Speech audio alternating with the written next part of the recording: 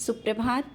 बाबा कहते हैं, मेरे प्यारे बच्चे, जानता हूँ कुछ दिनों से तुम्हारा मन बहुत ही बेचैन हो जाता है जब तुम अपनों को, यहाँ तक कि अपने बच्चों को कुछ अच्छा समझाते हो और वो उन बातों को गलत समझते हैं। वो तुम्हारी बात समझना ही नहीं चाहते, यहाँ तक कि जो तुमने सोचा भी नहीं था जवाब भी मिल जाता है।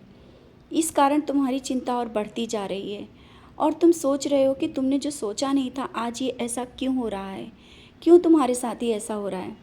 तो इतना परेशान मत हो बच्चे, कुछ अच्छा ही होना है, कुछ समझाना ही है किसी को, इस कारण ये सब बातें हो रही हैं। और तुम्हारे साथ कोई क्या गलत कर सकता है या तुम्हारे बच्चे क्या गलत रास्ते पे जा सकते हैं, भले ही उन्हें दूसरे तरीके से तुम्हारे करीब लाऊंगा। ये तुम्हारी बातें जो तुमने समझाने की कोशिश कर रहे हो, तुम जो कह रहे हो ना, तुम जिस तरह से उन्हें चलाना चाहते हो वो दूसरे तरीके से उस रास्ते पर चलेंगे। लेकिन जब उन्हें खुद महसूस होगा, उन बातों पर अमल करेंगे और विश्वास करेंगे, सही रास्ता वो स्वयं चुनेंगे। क्योंकि बताने से सही है उनको देखना, वो रास्तों को देखना, महसूस करना, तभी वो उन चीज़ों को समझ पाएंगे। तो तुम चिंता मत करो। सब चिंता और परेशानियां जब तुमने मुझे दे दी है ना, तो मुझे किस तरीके से किसको सही रास्ते पे लाना है वो मैं देख रहा हूँ।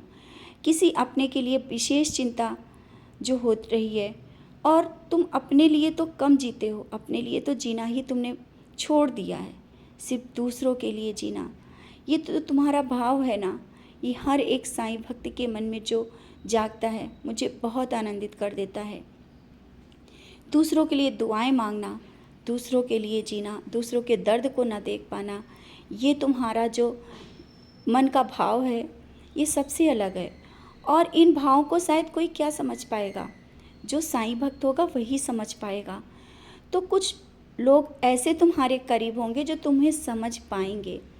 तुम ये मत समझो कि तुम्हें कोई नहीं समझ पाएगा, समझ पाएंगे और तुम्हारी बातों का मान और सम्मान भी होगा।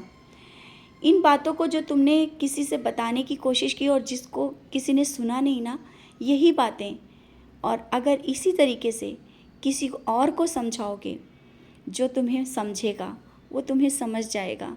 क्योंकि तुम्हारे जो विचार हैं ना, लोगों को अच्छे लगते हैं, लेकिन वो बाहर से दिखाना नहीं चाहते हैं। तुम्हारा जो दैनिकचर्या है, जो सुबह से शाम तक जिस तरह से तुम्हारे रहन सहन है, तुम्हारे घर का वातावरण है, लोगों को अच्छा लग रहा है, लेकिन वो एक अलग भाव प्रकट कर रहे हैं, वो दिखाना नहीं चाहते हैं, तुमसे उन बातों को गलत ढंग से बता रहे हैं और तुम्हें लग रहा है कि वो तुमसे जल रहे हैं या तुमसे दूरी बना रहे हैं।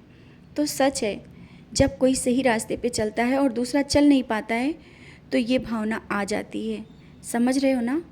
तो जैसा जो है उसे छोड़ दो, उसके भी सही रास्ता मिल जाएगा और उसको सही कर्मों के अनुसार मिलेगा। और जो तुम दूसरों के लिए दुआएं करते हो ना, ये कभी भी असफल नहीं होंगी, हमेशा तुम्हें सफलता मिलेगी। और ये मत सोचो कि वो उसके लिए हो रहा है, नहीं, मैं तुम्हारे शब्दों का मान रख कर के उन चीज़ों को करता हूँ। तुम जिस तरह से कल किसी से कह रहे थे ना, उदी का सेवन करो, सचरित पढ़ो और बाबा का नाम स्मरण करो, सब सही होगा। तो हाँ, सब मैं कर दूँगा। वो अगर एक बार भी ऐसा करना शुरू करेगा, मैं सब सही कर दूँगा। तुम्हारे शब्दों का मैं मान रखता हूँ, क्योंकि जिस तरह से तुम्हारा मुझ पर विश्वास है शायद लोगों का नहीं है, लेकिन तुम्हारे विश्वास को मजबूत बनाना है, लोगों को दिखाना है तुम क्या हो, तुम मेरे कितने करीब हो। इसी तरीके से सही रास्ते पे चलते रहो, लोगों को सही मार्गदर्शन दे रहे हो ना, देते रहो। ये मत सोचो कि वो सुन रहे हैं या नहीं सुन रहे हैं, वो उनकी मर्जी, वो उनके कर्म। तुम सही रास्ता दिखा रहे हो और किसी को भी गलत रास्ते पे जाने से रोक रहे हो, ये तुम्हारी अच्छाई है।